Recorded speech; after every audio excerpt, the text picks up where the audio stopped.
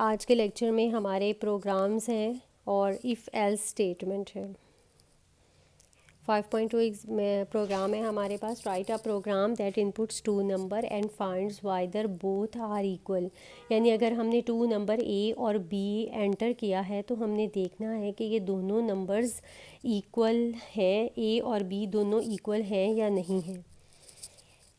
आपने उसी तरह से clear screen, enter a number A और B, if A equals B both numbers are equal. बहुत सिंपल सा प्रोग्राम है। नेक्स्ट 5.3 है हमारे पास। Write a program that input two numbers and finds if second number is square of first number. कि दूसरा number जो पहला नंबर है वो दूसरे का स्क्वायर है या नहीं है। If second number is square of first number, यानी फर्स्ट नंबर का हमने स्क्वायर निकालना है। फर्स्ट नंबर अगर ए है तो ए को 2 दफ़ा मल्टीप्लाई करना है, और अगर वो बी के बराबर आ गया तो मैसेज डिस्प्ले करवा देना। उसी तरह से दो नंबर सी इन कर लिए। और if a star a equals b, अगर वो ए स्टार ए बी के इक्वल आ गया तो second number is square of first number. Next है हमारे पास 5.4। Write a program that input marks of 3 subject. If average of marks is more than 80, it displays 2 messages: you are above standard and admission granted. ये आपने 3 subjects के number enter कर लिए, subject 1, subject 2 और subject 3। ये तीनों को आपने सीन कर दिया। एक स्टेटमेंट में भी करवा सकते हैं और तीनों जो है वो अलग-अलग भी करवा सकते हैं।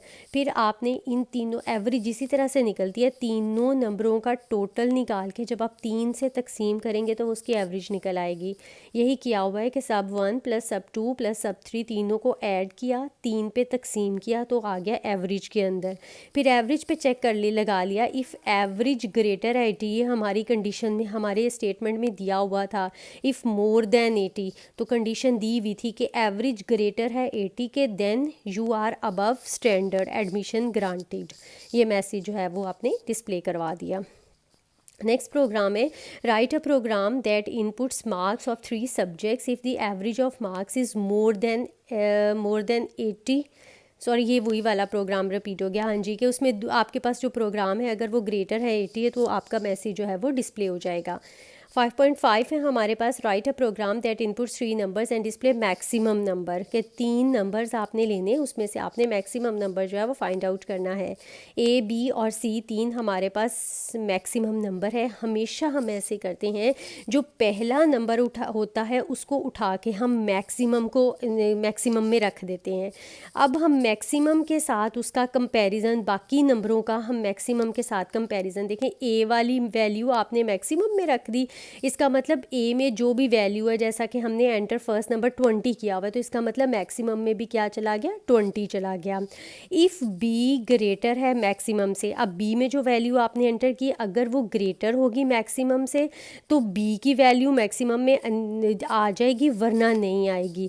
अब बी में आपने लिया हुआ था 30 ग्रेटर है 20 से, कंडीशन आपके पास ट्रू हो गई। इसका मतलब बी में पड़ा हुआ था 30, तो अब मैक्सिमम में क्या आ गया, 30 आ गया। पहले आपने मैक्सिमम में 20 किया था, फिर आपने जब कंडीशन लगाई कि बी ग्रेटर है मैक्सिमम से, मैक्सिमम में पड़ा हुआ था 20 ए वाली वैल्यू, और बी में आपने एंटर कर दिया ये जो 7 वैल्यूज़ आपने एंटर की हुई हैं 30, तो 30 बड़ा था मैक्सिमम से, इसलिए बी में 30 था, मैक्सिमम में क्या आ गया, 30।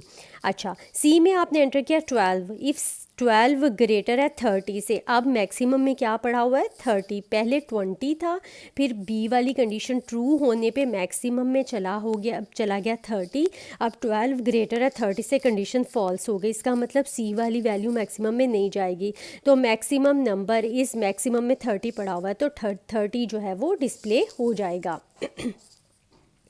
नेक्स्ट प्रोग्राम है हमारे पास। Write a program that input a number and determines whether it is positive, negative और ज़ीरो। अब पॉजिटिव नंबर वो होते हैं जो ज़ीरो से बड़े होते हैं, और नेगेटिव नंबर वो होते हैं जो ज़ीरो से छोटे होते हैं। तो हम इसका चेक जो है वो ज़ीरो के हिसाब से लगाएंगे।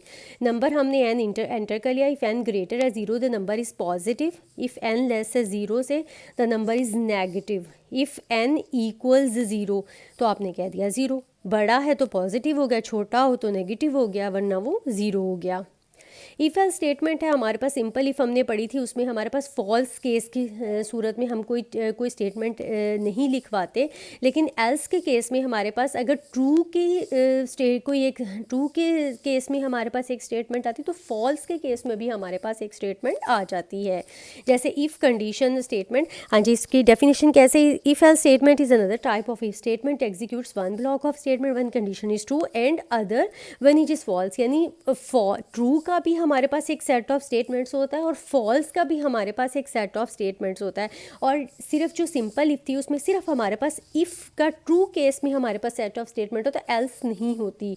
तो यही थोड़ा सा इसमें डिफरेंस है। कोई एक ब्लॉक लाजमी इसमें से एग्जीक्यूट होता है और कोई एक ब्लॉक लाजमी तौर पे स्किप होता है। जैसे if condition statement, else statement, अगर कंडीशन ट्रू हुई तो कंडीशन के बाद वाली स्टेटमेंट, और अगर फॉल्स हुई तो एल्स के बाद वाली स्टेटमेंट एग्जीक्यूट। अगर मल्टीपल स्टेटमेंट्स हो, ज़्यादा स्टेटमेंट्स हैं, तो आपको पता है कि उसको हम कर्ली ब्रेसेस में रिप्रेजेंट करते हैं। हाँ जी, ये हमारे पास हो गया स्टेटमेंट और एल्स। इसी तरह से हमारे पास स्टेटमेंट्स होगी, ये फ्लो चार्ट हो गया। ट्रू के केस में भी हमारे पास स्टेटमेंट्स आ गई और एल्स के केस में भी हमारे पास स्टेटमेंट्स आ गए। Thank you.